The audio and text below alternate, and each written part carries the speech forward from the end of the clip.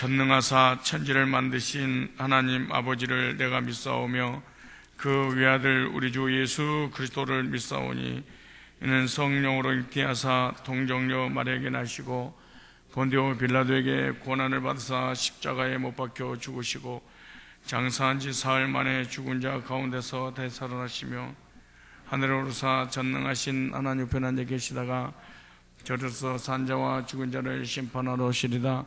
성령을 믿사오며 거룩한 교회와 성도가 서로 교제하는 곳과 죄를 사하여 주시는 곳과 몸이 다시 사는 곳과 영원히 사는 것을 믿사옵나이다. 아멘. 하나님 말씀 디도서 3장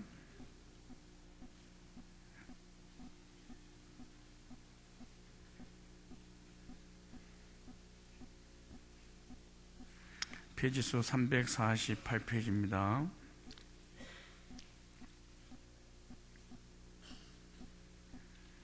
(3장) 1절로 5절인데요 오늘은 4절 5절하고 1절로 3절은 서론으로 읽으려고 합니다. 우리 다 같이 한 목소리 있습니다. 시작. 너는 저희로 하여금 정사와 권세 잡은 자들에게 복종하며 순종하며 모든 선한 일을 행하기를 예비하게 하며 아무도 회방하지 말며 다투지 말며 간용하며 범사의 온유함으로 모든 사람에 나타낼 것을 기억하게 하라. 우리도 전에는 어리석은 자요 순종치 아닌 자요 속은 자요 각성 정욕과 행락의 종노릇한 자요 악독과 투기로 지낸 자요 가증스러운 자요 피차 미워하는 자였으나 우리 구주 하나님의 자비와 사람 사랑하심을 나타내실 때 우리를 구원하시되 우리의 행한 바 의로운 행위로 말미암지 아니하고 오직 그의 긍휼하심을 조차 중생의 씻음과 성령의 새롭게 하심으로 하셨나니 성령을 우리 구주 예수 그리스도로 말미암아 우리에게 풍성히 부어주사 7절까지 우리로 저희 은혜를 힘입어 의롭다 하심으로도 영생의 소망을 따라 후사가 되게 하려 하심이니라. 아멘. 오늘 본문을 중심해서 신령한 만나를 먹는 방법이라는 제목으로 말씀을 증거하도록 하겠습니다. 이스라엘 백성들이 애굽에서 살다가 모세에 의해서 출애굽을 하게 되고 출애굽한 목적은 바로 가나안 땅에 들어가는데 최종 목적이었습니다. 가나안 땅에 들어가기 전에 그들의 삶은 광야에서 40년이라는 세월을 살게 됩니다. 그런데 40년이라는 세월을 사는 날 동안 그들이 먹었던 음식은 바로 하늘에서 내려준 만나를 먹고 살았습니다. 애굽에 있을 때는 땅에서 나는 음식을 먹었지만 가나안 땅에 들어가기 위해서 광야의 삶은 하늘에서 내려준 만나를 먹어야 됐다 이렇게 말합니다. 그런데 그들이 맨 처음에는 그 만나를 너무 좋아하고 너무 기뻐하고 너무 감격했지만 계속 만나를 먹다 보니까 실증이 나서 이 애굽의 식물을 애굽에 먹었었던 것이 좋았어요 하면서 원망 불평을 하면서 만나를 주었던 모세를 원망하고 불평하고 돌로 쳐 죽이려고까지 했던 엄청난 비극을 겪게 되면서 하나님 앞에 우리도 애굽에서 먹었던 식물을 부럽습니다. 그걸 먹고 싶습니다 라고 하니까 하나님께서 이스라엘 백성들에게 그 기도에 응답을 해 주심으로 메추라기를 하나님께서 먹이게 해 주셨습니다. 그런데 그 메추라기를 먹고 이스라엘 백성들은 광야에서 다 죽었고 그 메추라기 그 땅에서 나는 음식을 먹는 순간 하늘의 만나가 끊겼다라고 이렇게 말합니다. 하늘에서 내려준 만나는 땅의 것을 위해서 살게 되면은 그 만나는 끊기게 된다는 아주 중요한 부분입니다. 근데 그 만나를 성경에서는 고린도전서에 뭐라고 말씀하시냐 그러면 하늘의 신령한 음료라고 신령한 음식 이렇게 말합니다. 우리가 애굽이라는 세상에 나와서 천국이라고 하는 가나안 땅에 들어가기 전에 광야라고 하는 교회에서 신앙생활을 하는데 교회에서는 세상 것이 들어와서는 안 됩니다. 우리의 신앙생활 속에서 세상 것에 오염돼서는 사실 안 됩니다. 구원받기 전에 가지고 있었던 모든 것이 그렇게 그리워서 구원받고 난 다음에도 다시 영적인 사람이 육적으로 돌아가서 육신 것을 추구하고 영적인 것을 거부하는, 이걸 영적으로는 복음 외에 구원받으려 하는 것들이고, 육신적으로는 세상 것을 내 이기적인 욕망을 채우려고 하다가 결국 하늘의 만나를 먹이지 못해버리는, 그래서 이스라엘 백성들이 만나를 거절함으로 말미암아 비극을 겪었던 것은, 그것은 바로 섞여 사는 무리가 그렇게 했다, 그렇게 말하며, 오늘날 우리들도 얼마든지 신앙생활로 구원받은 하나님 자녀지만은 교회 안에 섞여 사는 무리가 있을 경우에는 그 사람은 영적인 것을 추구하는 것이 아니라 영적인 것을 빙자하여 자기 육신의 욕망을 채우려고 하기 때문에 결국 이스라엘 백성들이 영향받고 함께 망하게 되는 그러한 결과를 초래하게 된 것입니다. 그러므로 구원받은 여러분들은 구원받고 난 이후에도 맨 처음에 구원받을 때 그 만나가 너무너무 감격스럽고 맛있고 신나게 살았던 그 추억을 계속해서 유지함으로 감격 속에 살아가야 될 줄로 믿습니다. 우리도 구원의 감격이 사라지고 그렇게 되는 것이 바로 만나를 실증냈다는 그 결과입니다. 그러므로 인해서 우리의 삶이 엉망이 되는 것입니다. 만나를 거절하게 되면 이스라엘 백성들 광야에서 멸망을 받았던 것처럼 우리들도 천국에는 갈 수 있겠지만 이 땅에 살아가는 날 동안에 우리의 삶이 아주 비극이고 비참한 그런 결과를 겪게 된다는 것입니다.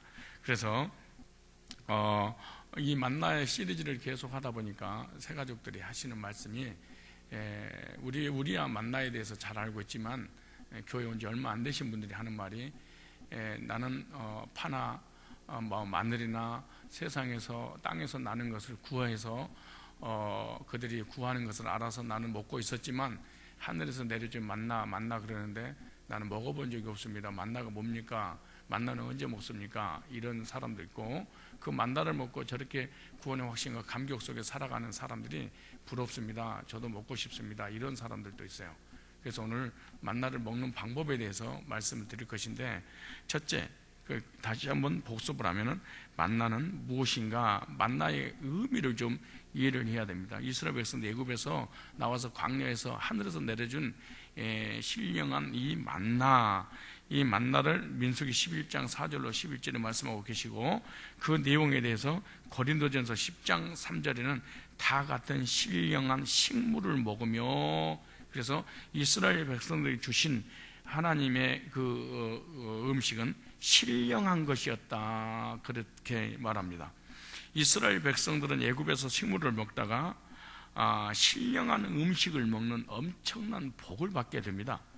하늘에서 하나님께서 내려주시는 신령한 음식을 먹은 것은 최고의 복인 것입니다. 그러므로 이스라엘 백성들이 먹었던 만나는 고린도전서 10장 4절에 복음의 말씀인데, 다 같은 신령한 음료를 마셨으며 이는 저희를 따르는 신령한 반석으로 또 마셨으며 그 반석은 곧 그리스도라, 이렇게 말합니다. 한마디로 얘기한다면 이스라엘 백성들이 광야에서 먹었던 것은 예수님의 죽으심과 부활을 통한 구속의 은혜를 하늘로부터 내려온 것을 그들은 먹었다, 이렇게 생각하시면 됩니다.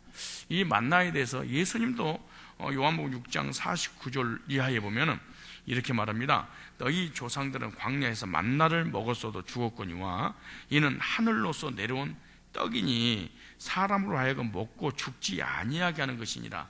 나는 하늘로서 내려온 산떡이니 하늘에서 내려온 신령한 음료 떡이니 사람이 이 떡을 먹으면 영생하리라.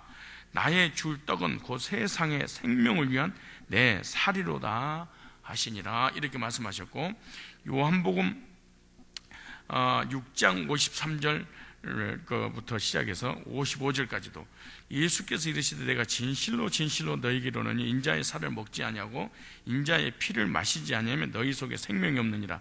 내 살을 먹고 내 피를 마시는 자는 영생을 가졌고 마지막 날에 내가 그를 다시 살리리니 내 살은 참된 양식이요, 이렇게 말했어요. 내 피는 참된 음료로다.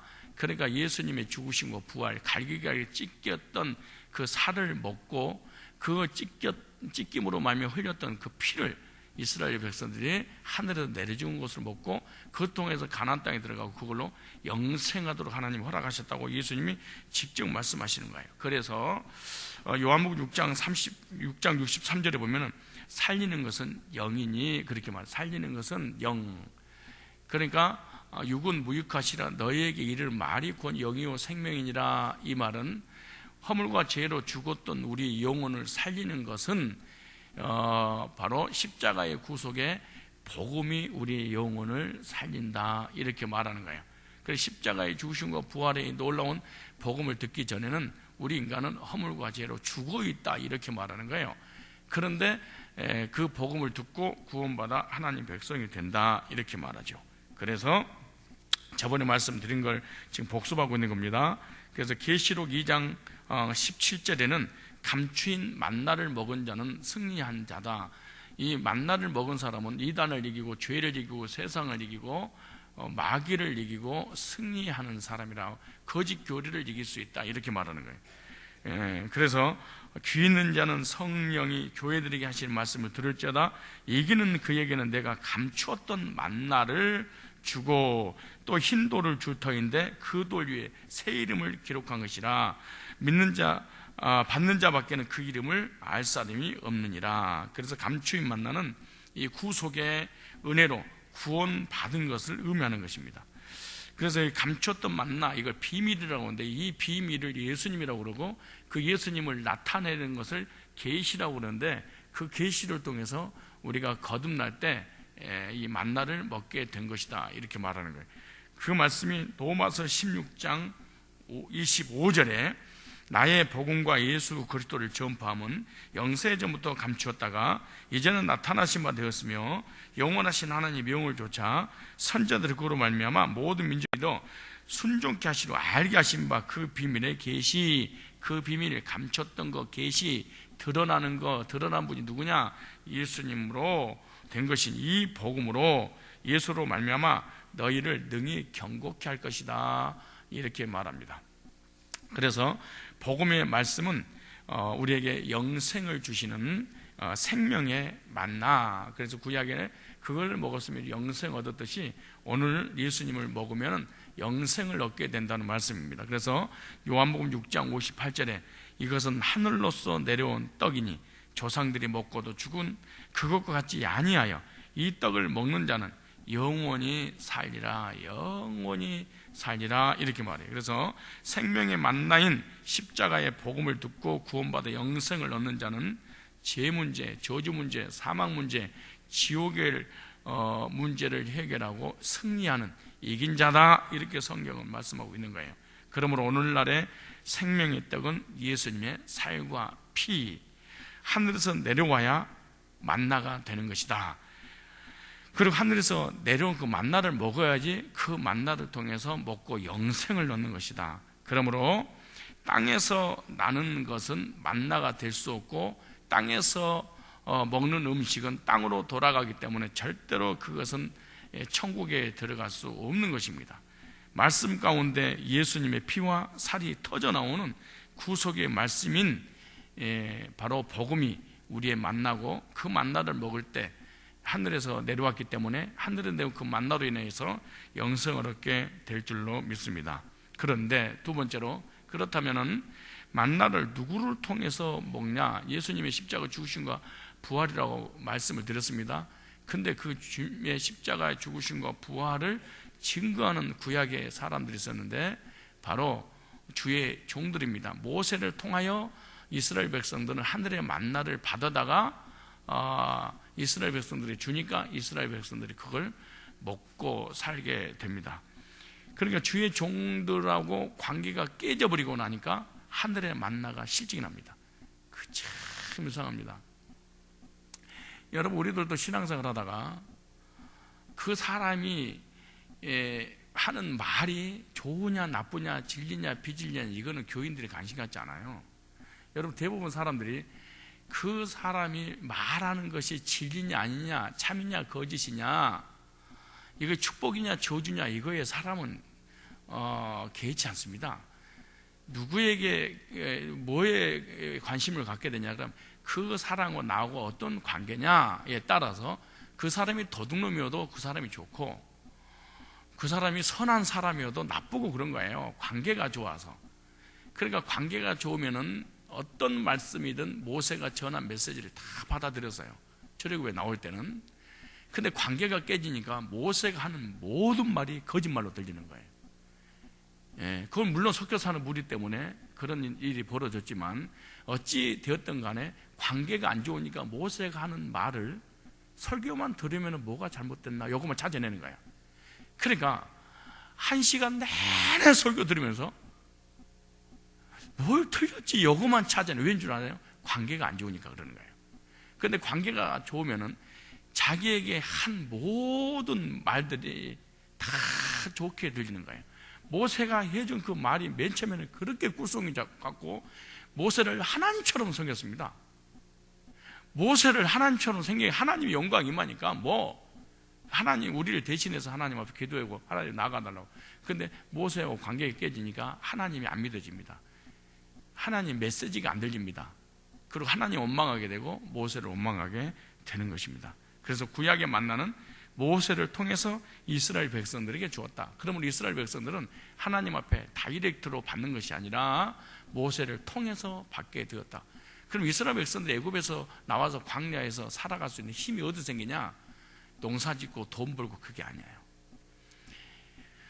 모세가 뭐라고 말은 하는가? 모세 입만 쳐다보고 살았던 것이 이스라엘 백성들의 삶이에요. 그러니까 이스라엘 백성들의 삶은 모세의 입에서 만나를 주겠다는 거냐 안 주겠다는 거냐, 하나님이 나한테 복을 주겠다는 거냐 안 주겠다는 거냐, 역사한다는 거냐 안 한다는 거냐, 구름기둥을 준다는 거냐 안 준다는 것이냐, 불기둥을 반석에서 나는 물을, 이것만. 그래서 모세가 입에 열면 하늘에 구름기둥과 불기둥과 만나가 내리고 반석으로 신령한 음료를 먹게 되었다. 그래서 구약에는 모든 그 이스라엘 백성들의 200만 명의 삶은 모세의 입에 달렸다. 그 입을 통하여 하나님께서 말씀하셨기 때문에. 뿐만 아닙니다. 구약에 있는 모든 선지자들이 다 하나님 말씀 받아다가 백성들이 줬는데 선지자들하고 관계가 안 좋으니까 하나님 관계가 다 깨지고 하나님 관계가 깨지니까 그들의 공동체는 엉망이 되어버리는 것입니다. 신약의 영적인 만나인 복음은 누구를 통해서 주는 거냐? 주의 종들을 통해서 주님께서 말씀해 주시는 것입니다. 거듭남의 말씀을 듣고 죄사함 받고 성령 세례를 받아서 영생의 나라에 들어가는 것입니다. 그래서 죄인들이 복음을 듣고 듣는 자는 살아나리, 이렇게 말하죠. 요한복음 5장 25절에 진실로 진실로 너희에게 이르노니 죽은 자들이 하나님의 아들의 음성을 들을 때가 오나니 곧 이때라 듣는 자는 살아나리라. 그러니까 구속의 복음을 듣고 그 믿을 때 내 죽었던 영혼이 살아나는 기적을 체험하게 되는데, 그것이 성경에서는 에베소서 1장 13절에 너희가 진리의 말씀 그 구원의 복음을 듣고, 그래서 복음을 받고 구원받은 성도들이 주의 종들이 들려줄 때 그 들려준 그 복음의 만나를 먹고 성령의 인치심 받고 죄사함 받아서 영생 얻는다, 그 말이에요. 그래서 로마서 10장 17절에는 그러므로 믿음은 들음에서 나고 들음은 그리스도의 말씀이니라. 그래서 주의 종들을 통하여 두 가지 만나를 먹게 되는데, 하나는 영적인 만나, 이 구원 받을 때 받을 수 있는 거예요.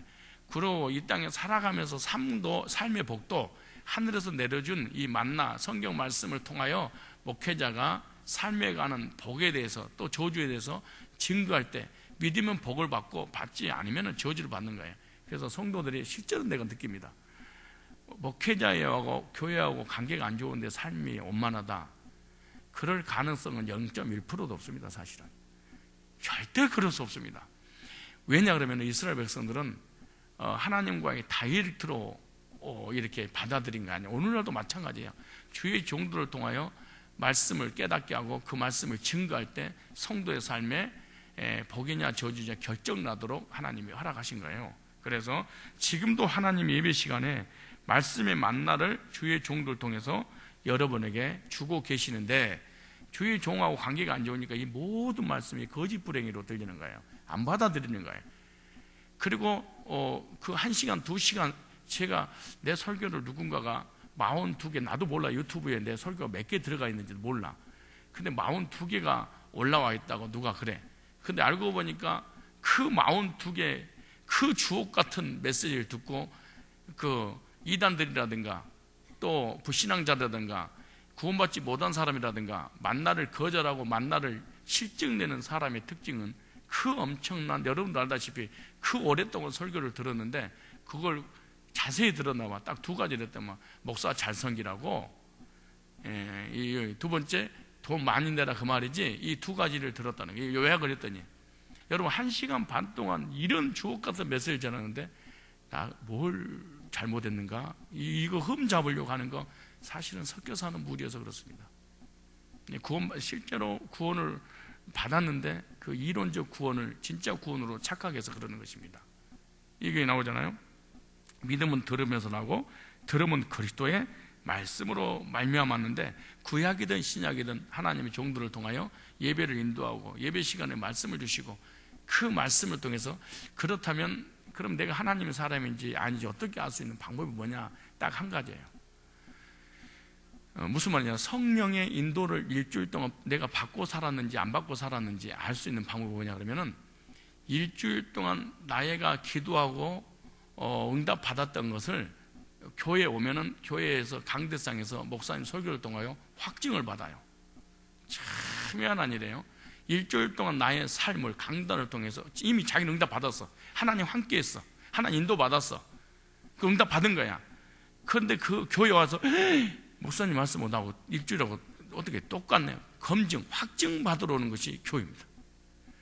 그런데 일주일 동안 성령 인도를 받은 적이 한 번도 없어. 그런 교회 와서 다 까는 걸 들려. 정반대로. 여기에 문제예요. 그래서 내가 성령 인도를 받는 삶인가 안 그러면은 마귀의 인도를 받는 삶인가 어떻게 할 수 있냐? 강대상에서 설교를 통해서 검증, 확증 받는 것이 바로 성령의 인도의 결정타다 이렇게 생각하시면 됩니다. 그래서 성령 인도 받은 사람은 예배 끝나고 나면 꼭 내 손을 잡고 그래요. 목사님, 일주일 동안 내가 기도하는 제목 응답 받았던 거 아니 주님이 인도받은 것을 강대상에서 어쩌면 똑같이 그렇게 할 수가 있어요. 깜짝 놀랍니다. 그래서 내가 그러지 강대는 검증받는 곳입니다. 하나님 나를 어떻게 인도하셨는가, 앞으로 인도 어떻게 할 것인가 방향을 제시해 주는 것입니다. 그런데 하나님께로부터 받은 것이 없어. 그런 교회 와서 절대로 은혜 받지만 이상한 일은요, 목사하고 관계가 깨지면 예배드리기도 싫어요. 기도하기도 싫어요. 교회 나오기도 싫어요. 헌신하기도 싫어요. 교회 옆에 지나가기도 싫어요. 그리고 하나님도 싫어요. 어거지로 교회 다닐 뿐이지 이게 관계가 이렇게 중요한 거예요.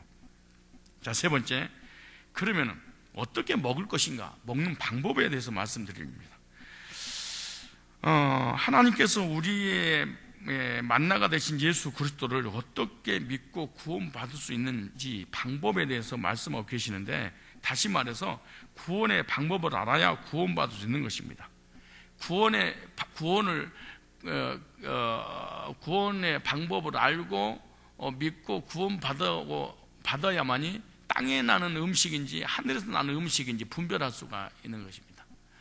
이 구원의 은총을 받지 못하면은 이 만나가 하늘에서 내려온 것인지 땅에서 내려온 것이 전혀 분별할 수가 없는 것입니다. 하나님께서 어떻게 구원하셨는가, 하나님께서 우리를 구원하신 의미와 방법을 알게 될 때 구원의 경험과 확신을 가지게 될 줄로 믿습니다. 그래서 하늘에서 하나님께 내려주신 만나를 어떻게 먹는가, 그 첫 번째, 하늘에서 내려준 이 신령한 복음의 만나는요, 행위로 받아들이는 게 아니에요.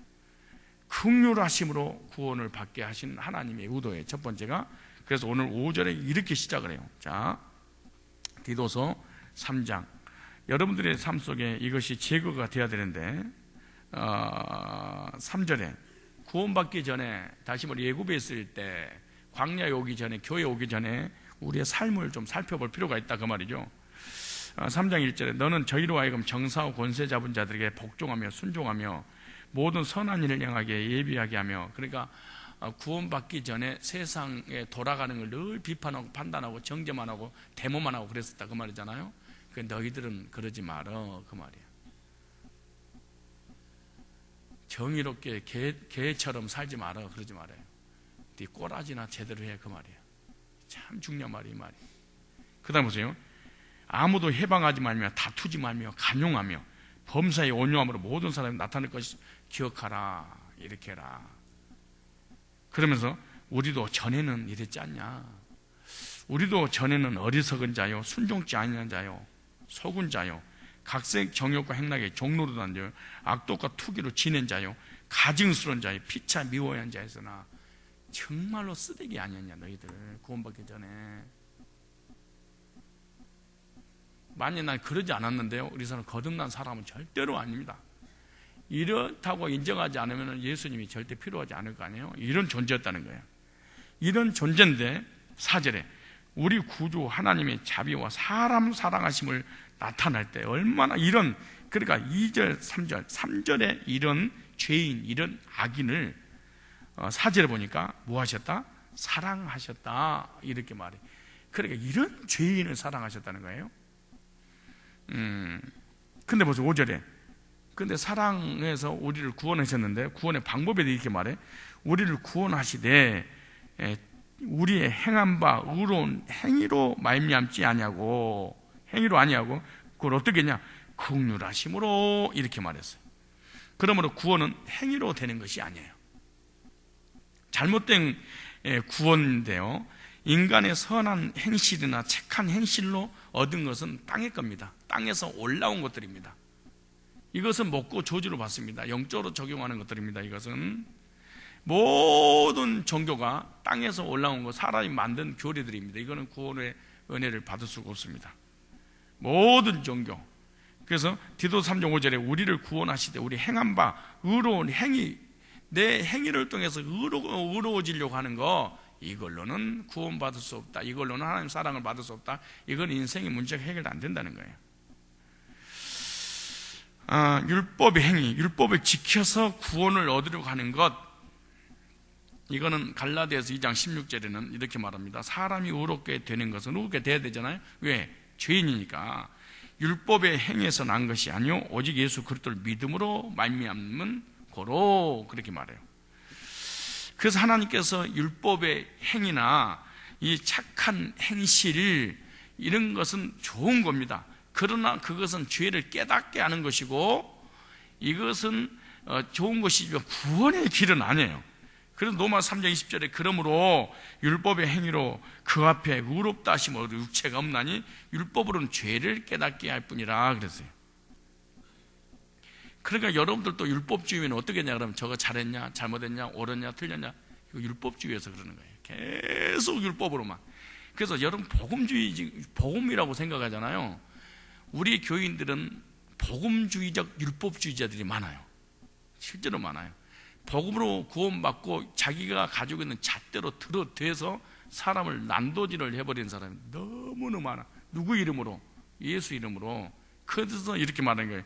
율법으로는 죄를 깨닫게 한다. 율법을 드러내서 너 잘했어, 잘못했어, 옳고 그름을 계속 정죄만 하는 일을 하는 거. 다음에 율법 시리즈 할 때 나는 정말로 구원받았나 안 받았나, 율법주의인가 아닌가 어떻게 알 수 있는가 자세히 말씀드릴 건데, 그래서 잘못된 구원의 길은 첫째, 선한 행실, 착한 행실로는 구원받을 수 없다. 둘째, 율법으로는 안 된다. 셋째, 신비한 은사나 기적으로도 절대로 구원받을 수 없다.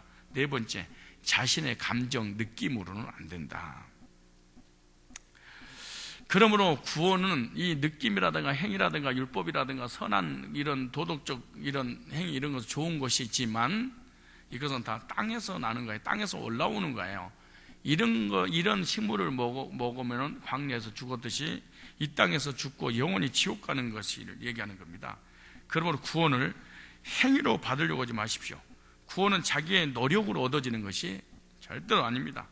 구원이란 단어 자체가 구원, 타력구원이란 뜻입니다. 그래서 모든 종교는 자력구원이잖아요.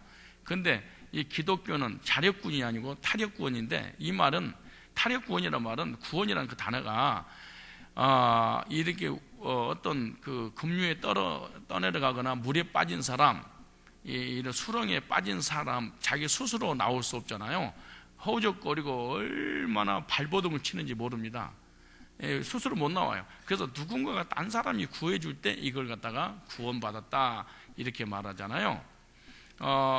이 가끔가다가 이렇게 물에 빠져서 막 죽어가는 사람들 있잖아요. 근데 많은 사람들이 구경만 해. 물에 빠져 허우적거리고 막 살려달라고 아우성을 치는데 수영 선수 전문가들도 바로 가서 건져주질 않더라고요. 근데 완전 실신 상태에서 물을 먹고 완전히 축 늘어져 버릴 때 그때 가서 건져주는 것을 봤어요. 왜 그 수영 그 전문가한테 물어봤더니 왜 당신은 바로 안 건져줍니까? 그랬더니 이 사람이 살고 싶은 마음 때문에 건져주러 가면은 막 그 건져주러 가는 그 사람까지 붙잡고 늘어지는 바람에 함께 죽는다는, 그러므로 기진맥진해서 나를 건져줄 사람을 잡을 수 있는 힘이 완전히 빠질 때까지 놔둬야 된다고 합니다. 그래야만이 둘 다 살 수 있다는 거예요. 마찬가지로 우리가 완전히 스스로 구원받을 수 없다 포기하기 전까지는 사실은 예수님의 구원의 역사가 절대로 일어나지 않아요. 나는 포기하고 나는 스스로 구원받을 수 있는 가능성이 0.1%도 없습니다. 완전히 늘어져 있을 때 예수님의 일방적인 능력으로 우리를 구원할 수 있는 것입니다. 그래서 하나님께서 원하시는 구원의 방법은요, 이렇게 말합니다. 구원은 행위로 되는 것이 아니고 사랑하심으로 말미암아 긍휼하심을 쫓아 구원하셨다. 우리를 구원하시다 우리 행한 바 의로운 행위로 말미암지 아니하고 오직 그의 긍휼하심을 쫓아 중생의 씻음과 성령의 새롭게 하심으로 하셨느니, 긍휼을 여긴다고 하는 것은 어려운 처지에 있는 사람을 불쌍히 여겼다. 이걸 갖다가 한국말로 표현하면은 긍휼, 불쌍히 여겼다. 어려운 사람들을 불쌍히 여기는 마음을 가진 것을 긍휼이라고 하잖아요. 근데 성경에서 긍휼, 그 말은 어려운 사람을 불쌍히 여길 뿐만 아니라 그 사람이 필요한 것이 무엇인지 그걸 도와주는 것까지 하는 것을 성경에서 원문에 보면 긍휼이란 단어를 썼습니다. 그러니까 다른 사람을 긍휼히 여긴다는 말은 엄청난 내용이 들어가 있다. 그러니까 여러분들은 한국산 긍휼을 할 수 있지만, 그러니까 무능력한 사람은 절대로 긍휼을 베풀 수는 없습니다. 근데 가난한 사람이 부자를 긍휼히 여긴다, 불가능한 일입니다. 이게 무식한 사람이 유식한 사람을 긍휼히 여긴다, 이게 불가능한 일입니다. 이 긍휼이라는 말은 다른 사람 불쌍히 여길 뿐만 아니라 그를 도울 수 있는 힘과 능력을 갖춘 사람을 성경에서는 긍휼 이렇게 말합니다. 우리가 어려운 처지에 있는 다른 사람을 도우려고 나서지 못한 이유가 있는데, 사실 나의 능력에 한계가 있다는 것을 내 자신이 너무나도 잘 알고 있기 때문에 남을 돕지 못한 거예요. 그냥 불쌍히만 여길 뿐이에요. 얼마나 많은 사람들이 다른 친척이나 친구들의 빚을, 돈을 꿔주고 빚 보증을 섰다가 집을 잃은 적이 얼마나 많습니까? 그 이유가 뭐냐 그러면 자기도 힘이나 능력이 없는데 인정상 거절하지 못하고 돈을 꿔주거나 보증을 쓴 그 결과로 둘 다 망하게 되는 겁니다. 정말 그래서 자기가 다른 사람을 100% 부도가 나도 도와줄 수 있는 힘이 없는 이상은 그 사람에게 돈 거래하거나 보증을 쓰거나 이런 짓거리를 절대로 해서 안 됩니다. 여러분, 보증을 쓰거나 돈을 빌 때는 그 사람보다 엄청나게 많아야 됩니다. 예를 들어서 1억짜리 보증을 서면은 그 1억을 갚고도 여유가 있을 때 사실은 보증을 서주고 돈을 사실은 꿔줘야 됩니다. 돈 꿔주는 것보다 더 무서운 게 보증입니다. 왜냐하면 보증은 자기에게 실제로 돈을 준 적이 없잖아요. 그 다음에 그냥 담보라든가 그냥 보증만 섰을 뿐이야. 그러니까 이제 망가지게 되잖아요. 그렇게 되면 뭐라는 줄 아세요? 보증 쓴 거 책임져라 그러면, 야, 내가 돈 쓴 것도 아니야. 그냥 이름 하나 빌려줘가지고 그런 건데, 내가 돈 쓰는 것도 아닌데 뭐 그거 가지고 그래? 보증 서가지고 망하는 것은 절대로 10원 한 장 못 받습니다, 여러분요. 그리고 주지도 않습니다. 왜? 보증 쓴 거니까 법적으로도 못 받게 돼 있잖아요. 보증 쓴 거잖아요. 그 내가 줘야지. 절대 보증 쓰지 마세요. 그리고 보증 서달라고 하는 사람은 나쁜 사람입니다. 왜냐? 주변 사람 다 함께 죽이겠다는 거예요. 그리고 보증을 서달라고 하는 사람도 나쁜 사람이지만 이 보증 서주는 사람도 나쁜 놈입니다. 왜냐하면 자기 가족들도 죽이는 행위를 벌여지기 때문에 그런 거예요. 그리고 당당해. 보증 서줘서 망했잖아요. 그리고 망해도 망하고 난 다음에 당신 때문에 보증 서서 연대보증 서서 망했어. 그래도요 양심에 같이 받지도 않아요. 내가 돈 썼냐? 내가 망하고 싶어서 망했냐? 그냥 잘 될 줄 알고 너한테 서달라고 그랬는데 한 번도 못 받. 절대로 고맙다가 안 해요. 잘합니다. 목사 말 들으세요. 돈 꿔주는 것도요 진짜 꿔주지 마요. 사람 있고 돈 있고 옛날 어른들이 말이 맞아요.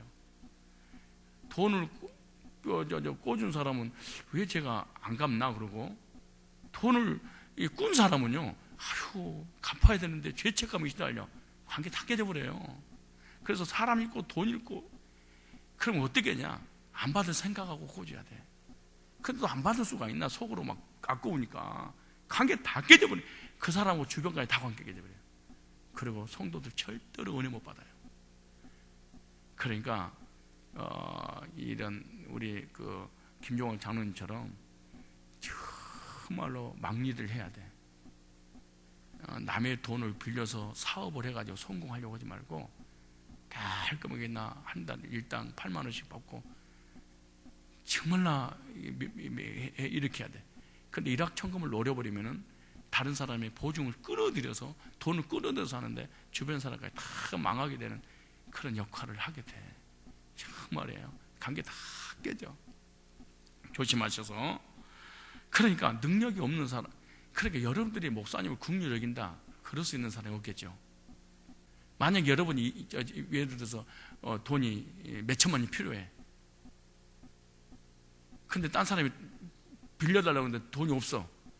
그런 긍휼을 베풀 수는 없는 거지. 참 안타깝다 이럴 수는 있지. 그 사람을 빚 갚아주고 난 다음에 살 길을 열어주는 것까지. 그러니까 빚 갚아주고 집 한 채를 얻어줘. 이거가 성경에 긍휼이라고 말해. 예수님의 긍휼은 우리를 죄 용서해 줄 뿐만 아니라 영생까지 주어졌다. 이거 갖다가 성경에 긍휼이라는 단어를 써서, 긍휼은 더 쉽게 말하면은 우리 죄를 따지지 않겠다. 이게 긍휼이라는 단어입니다. 그리고 우리 죄를 자로 재보지 않겠다. 이거거든요. 우리의 죄를 하나님의 저울로 달아보지 않는다. 원래 온 뜻이 긍휼입니다. 그렇게 해놓고 난 다음에 예수님 십자가 피로 용서해주고 난 이후에 천국까지 줬어. 이거 갖다가 긍휼을 받은 사람이라 그렇게 말해. 그런데 시험 들어요. 말도 안 되는 일이지.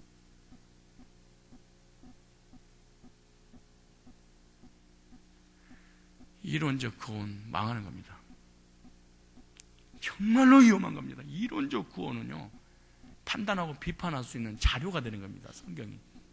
성경을 믿고 은혜 받고 감사해서 하나님 영광 돌리는 것이 아니고 성경을 사람과 나와 주변과 교회를 비판하는 하나의 도구로 사용을 해버립니다. 이게 이론적인 거예요. 이게 얼마나 무서운 일입니까 이게. 그래서 하나님의 긍휼하심을 쫓아 오직 하나님의 은혜로, 그래서 에베소서 2장 4절 5절을 보면 구원의 조건에 대해서 말씀했는데 하나님의 은혜, 그래.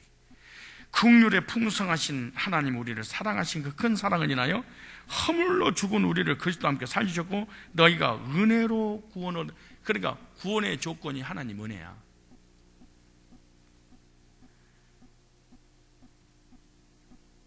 은혜는요 행위의 반대입니다. 로마서 11장 6절에 만일 은혜로 된 것이면 행위로 말미암지 않음이니 그렇지 않은 은혜가 은혜되지 못하리라. 은혜는 거저 주시는 하나님의 선물이 은혜라는 것입니다. 그런데 왜 하나님께서 이 은혜로 주셨냐? 여러분, 우리는 은혜지만 하나님은 엄청난 대가를 지불했습니다. 그냥 대가를 지불할 정도가 아니죠.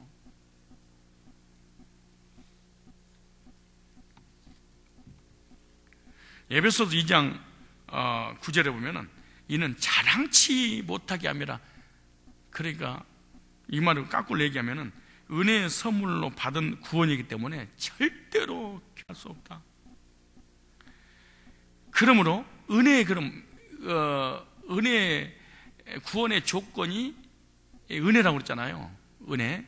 그렇다면 은혜의 목적이 뭐냐 그 말이잖아요. 이제 감사가 있다.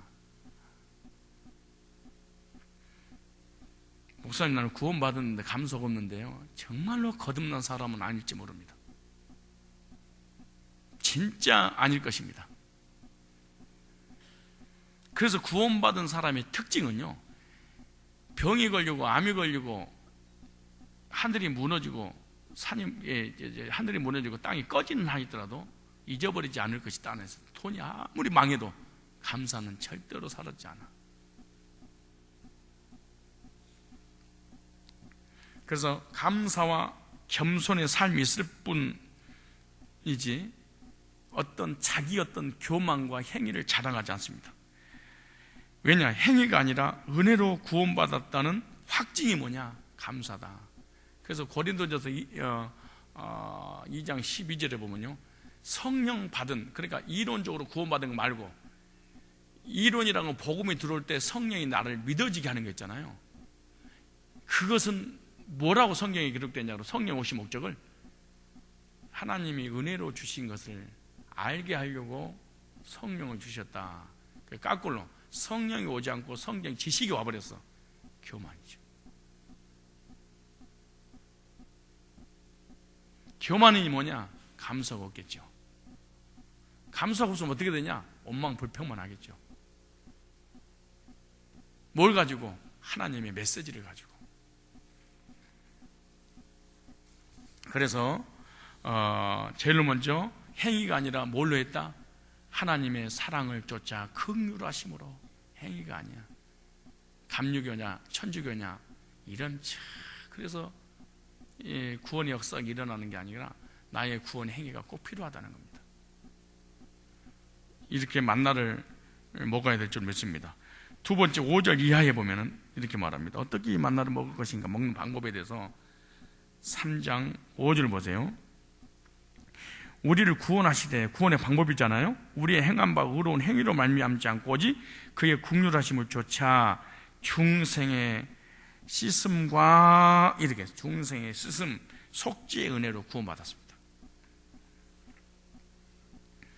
중생의 씻음이 구원의 경험인데 우리의 모든 죄를 주님의 보혈로 깨끗하게 씻어주셨다. 속죄의 경험, 즉 죄사함의 경험이 중생의 경험입니다. 중생의 경험을 했다 이 말이에요. 죄사함 받았다, 다시 태어났다. 일생에 지은 모든 죄악을 주님의 보혈로 깨끗이 씻어주신 것, 주님께서 속죄의 은총을 베풀어 주신 것을 오늘 본문에 보면 사랑이기 때문이다.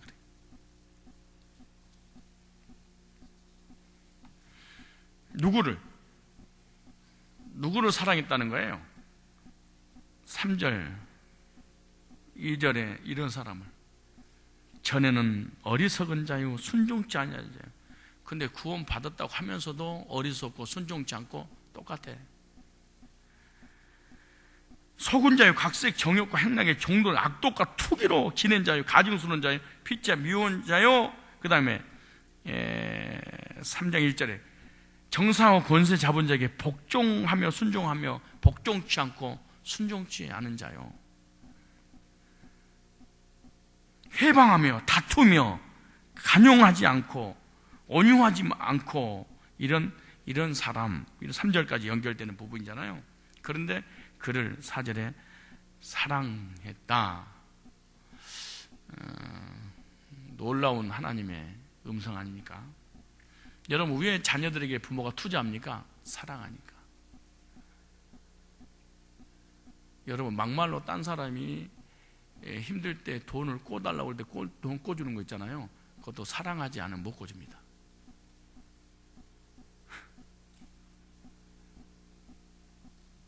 정말로 나쁜 놈들 많습니다. 자녀를 평생 동안 사랑해서 길러준데 불효하거나, 사랑해서 복음을 전하고 복음을 통해서 구원받고 죄사함받고, 그리고 사랑하기 때문에 친구들한테, 사랑하기 때문에 성도들한테, 사랑하기 때문에 자녀들한테, 사랑하기 때문에 무엇인가 베풀잖아요. 근데 나 누구한테 돈을 빌려줬어, 돈을 꿨어, 이 과정 속에는요 사랑이라는 단어가 들어가 있습니다. 생각해보세요. 관심이 없고 사랑이 없는데 이 아까운 돈들을 꾸고 빌려주는 일은 불가능한 일입니다, 사실은. 그잖아요?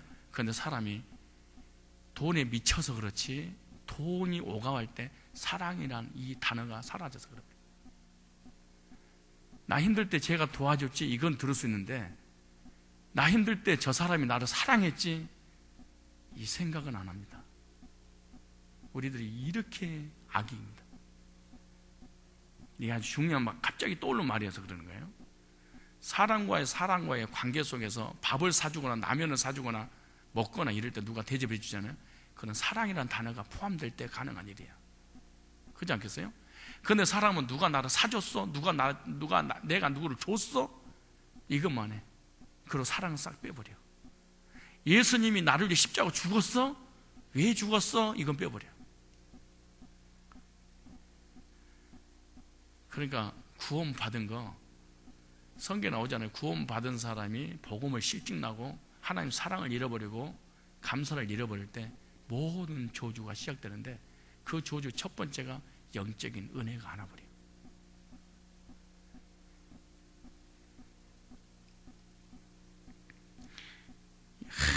이 보세요.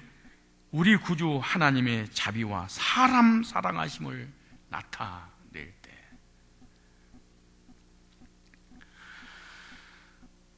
그러므로 속죄의 그 은총은요, 바로 하나님의 사랑에 대한 증거입니다. 로마서 그래서 5장 8절에 우리가 아직 죄인 되었을 때 그리스도께서 우리를 위하여 죽으심으로 하나님 우리에 대한 자기의 사랑을 확증하셨느니라. 하나님의 사랑을 뭘로 나타내냐? 속죄로 나타나는 거예요. 십자가를 통해서 모든 죄를 다 씻어주시는 것, 십자가의 속죄를 믿는 것이 바로 구원입니다. 십자가의 구속을 나의 것으로 받아들여야 됩니다. 구속의 은총을 나의 것으로 믿는 것이 바로 하나님의 사랑을 받은 거예요. 그리고 구속이 뭐예요? 하나님의 사랑을 체험한 거야. 그러니까 하나님 사랑이 임하니까 자존감이 생기고, 사랑하는 그 사람, 그분에게 보답하고 싶으니까 예배드리고 싶고 헌신하고 싶고 막 그러거든요. 근데 구원을 이론으로 바라보니까 하나님 사랑이 아니야. 이론이야. 그냥 기억지 않습니다. 도말하셨습니다. 기억지 않고 도말하지 않는다는 이 말씀 속에는 사랑했다는 거거든요. 그래서 사랑을 싹 빼버리니까 이론만 딱 가버려. 그러니까 예배, 헌신, 충성, 봉사 불가능한 일이야. 그래서 이건 하나의 사람을 판단하고 비판하고는 도구가 돼버린, 이단이 돼버린 거야. 다락방이라니까 모든 이단들의 공통점이 성경을 얼마나 많이 안지를 몰라. 그런 딱 하나만 빠져서 사랑만. 이게 참 무서운 일입니다. 이게 얼마나 무서운 일입니까? 세 번째, 오늘 6절로 7절에 보니까 구원의 방법에 대해서 6절 7절에 성령이 우리 구주 예수 그리스도로 말미암아 우리에게 풍성히 주사 우리로 저희 은혜를 힘입어 의롭다 하심을 얻어 영생의 소망을 따라 후사가 되게 하려 하심이라. 영생의 소망을 가지게 하려고 구원해 주셨다. 그러니까 영생 얻는 사람은 이 땅에서 너무 집착하지 않아요. 이 땅에 가지고 생명을 걸고 예배를 떠나고 하나님 떠나지 않아요. 왜? 너무나 큰 것을 가졌으니까. 그럼요. 내가 오피러스를 타고 다니는데 다마스가 2대가 있었어. 그 다마스가 불이 나버렸어. 그래 폐차를 시켰어. 이것 때문에 내 생명 버리지 않아요. 왜? 더 큰 게 있으니까. 너무나 큰 영생을 얻어버렸기 때문에 이 땅에 사소한 것 때문에 시험 들고 넘어지고 좌절하고 낙심하고 물질 때문에 죽어버리고 싶고 이런 짓거리 안 하죠. 절대 이런 짓 안 하죠. 그런데 여러분 솔직히 왜 신앙생활 제대로 못한 줄 아세요? 영생보다 세상 것이 너무 커버린 거예요. 영생은 안 믿어지는데 세상은 믿어지는 거예요. 왜? 노력한 만큼 주는 것이 믿어져. 하루 일당 노력을 하면 8만 원이 10만 원이 나온다는 게 믿어져. 그러니까 최선을 다해. 근데 영생은 이게 안 믿어져. 보험을 들었어. 문제가 터지면 타는 걸 알아. 확신해. 근데 이 세상에서 살면서 구원받은 상급을 받게, 노래 가면 상급 받는다는 게 안 믿어져. 그러니까 거기다 투자를 절대로 안 하지. 그리고 언제든지 우선순위가 하나님이 아니에요. 돈이지, 세상 것이지, 사업이지.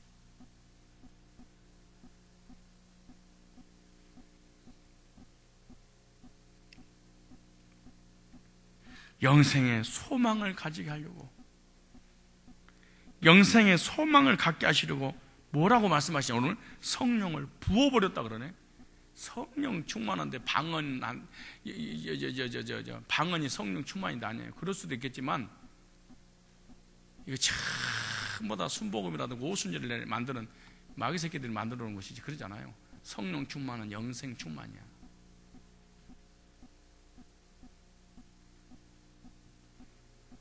성령이 오신 목적이 이렇게 말해요. 영생의 소망을 갖게 하려고. 그럼 내 속에 성령이 있는지 없는지 어떻게 아냐? 영생의 소망이 있으면 성령 받은 거고, 영생의 소망이 없으면 성령 없는 거고. 그래서 성령 없는데 어떻게 구원 받습니까? 못 받지. 그런데 구원 받잖아요. 이론적인 구원이지. 이건 이론이지요. 다시 한번 보세요. 성령이 우리 구주 예수 그리스도로 말미암아 우리에게 그냥 부어준 게 아니고 뭘 줬어요? 풍성히 부어주니까 뭐만 생각나요? 영생의 하늘나라만 생각이 나는 거예요. 여러분이 지금 하늘나라 생각나는 것은 성령으로 생각나는 게 아니야. 고난이 오니까 힘드니까 천국 가고 싶은 소망이 생긴 것이지, 물질의 문제, 직장 문제, 사업의 문제, 질병의 문제, 삶이 내 뜻대로 안 되니까 천국에 대한 소망을 갖는 것이지, 성령이 부어주셔서 감격 속에 천국을 소망하는 게 아니야 사실은요.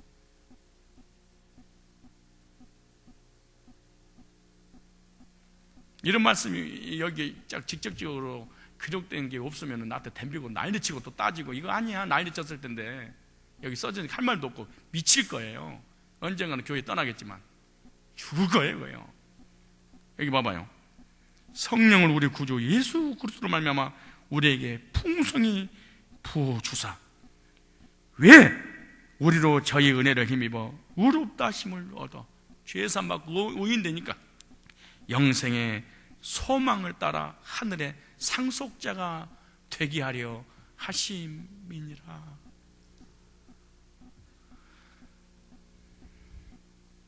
그러니까 너무 고난이 오니까 살기 힘드니까 나 빨리 천국 가고 싶어요, 이런 추한 믿음과 이런 얘기도 하지 말아야 됩니다. 사실은 정말로 이 세상 소망 없다가 예수 만나고 구원받아서 천국과 영생을 준다고 하니까 너무너무 감격스러워서 그 나라 빨리 가고 싶은 것과 성령으로 하는 것과 고난을 통해서 오는 건 다르다는 거지 사실은.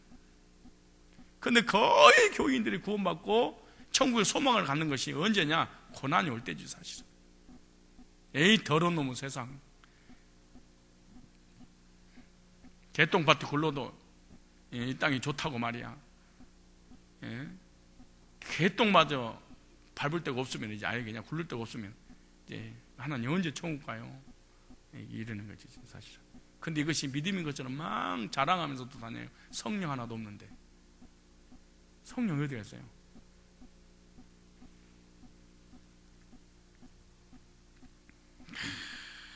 영생의 소망을 갖게 하려 하십니다. 영생의 소망을 갖게 하시려고 성령을 주시다. 그럼 성령 받은 사람의 상태가 뭐냐? 영생의 소망을 갖고 살아가는구나. 영생의 소망 있는 사람이 사람 앞에 시험 들고 넘어지고 좌절하고 낙심하고 이래요. 자전거 한 대 잃어버렸는데 자살해버리고 포기해요.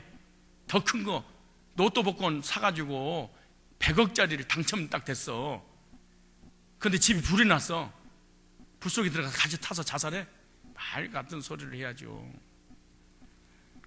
성령께서 천국이 믿어지게 하시고 천국의 확신을 가지게 하셨는데, 십자가의 구속이 믿어지고 십자가 구속에 사실 낫걸로 확신하고 난 다음에 영원한 새 소망을 주었는데, 그게 소망이 뭐냐? 영생의 소망, 천국의 기업을 잊게 하는 소망을 줬어. 여러분 얘기한다면은 로또 복권 하나 샀는데 100억을 타러 가려고 준비 중에 있어. 근데 옆에서 찔퍽거리고 약 올리고 그래. 에이 안 가버려. 왜 이런 지저분하고 극단적 예를 든 줄 아세요? 여러분이 워낙 수준이 더티하니까. 무슨 말이냐? 더티하단 말이 무슨 말이냐면 안 믿으니까. 안 믿는단 말은 무슨 말이냐? 성경을 가지고 들어대니까.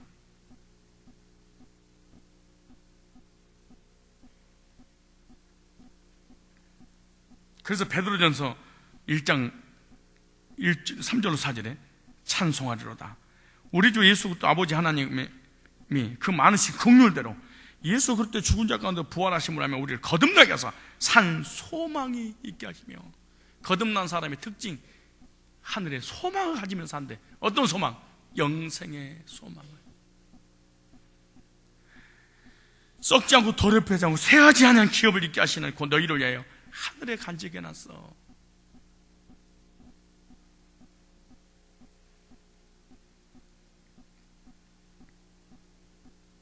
그래서 구원받은 사람은 성령으로 말미암아 천국의 소망을 갖게 만든다. 마지막으로 네 번째, 그럼 어떻게 이 하늘에 내려준 만나를 먹을 것인가? 첫째, 하나님께서 주신 구원의 은총을 감사함으로 받아야 됩니다. 왜냐? 선물이니까 은혜로 주신 선물을 감사함으로. 은혜는 아무런 조건이 없어. 그러니까 감사합니다, 이것이. 그래서 구원받은 특징 중에 하나가 뭐라고? 감사가 사라지지 않는다. 두 번째, 구원의 선물을 나의 것으로 믿음으로 받으셔야 됩니다. 선물을 선물답게 받는 것이 믿음이며 성도인데, 믿음이라고 하는 것은 뭐냐? 약속을 나의 것으로 믿는 거예요. 그가 우리에게 약속하신 약속은 곧 이것이 영원한 생명이니라. 요한일서 2장 25절에 말씀하잖아요. 말씀을 듣고 그 사실을 내 것으로 믿는 것이 바로 구원인데, 갈라디아서 3장 2절에 내가 너에게 다만 이것을 알려 하노니 너희가 성령을 받는 것은 율법의 행위로냐? 듣고 믿었냐? 믿음은 들음에서 난, 사도 바울이 전했던 이 복음을 듣고 믿을 때 성령 받지 않았느냐? 행위가 아니야. 하나님의 사랑에 구원의 큰 선물 누리시기 바랍니다. 세 번째, 어떻게 했냐? 입으로 시인해라. 왜 입으로 시인하는 게 중요하냐? 너희가 구원받은 건 사람 앞에 시인하면 나는 하늘에서 시인할 것이고, 사람 앞에서 구원받았다고 시인하지 않으면 나는 천사들과 하나님 앞에 너 모른다고 그럴 거야.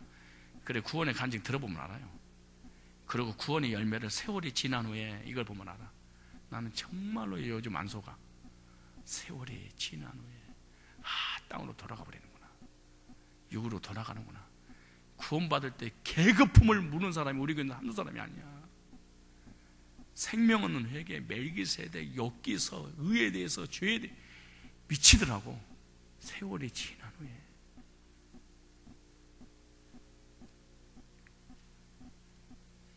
그래서 막 엎어지고 넘어지고 깨지고 뒤집어지고 막 목사님 세계 보고 막 후려 사용. 이제 안 속아. 이제 안 속아. 요놈도 가겠구나. 세월이 지난 후에. 지나가 보면요, 진짜인지 가짜인지 간첩인지 악원인지 적군인지 다 알아.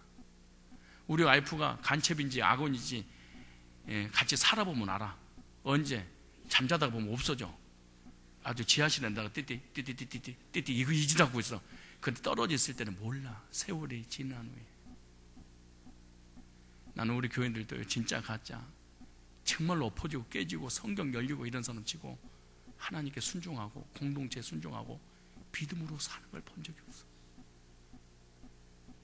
정말로 10%도 채 안 돼. 정말로 성령으로 거듭나서 천국을 소망하며 은혜로 부어주신 그 은혜를 잊지 않는 사람 정말 드물더라고.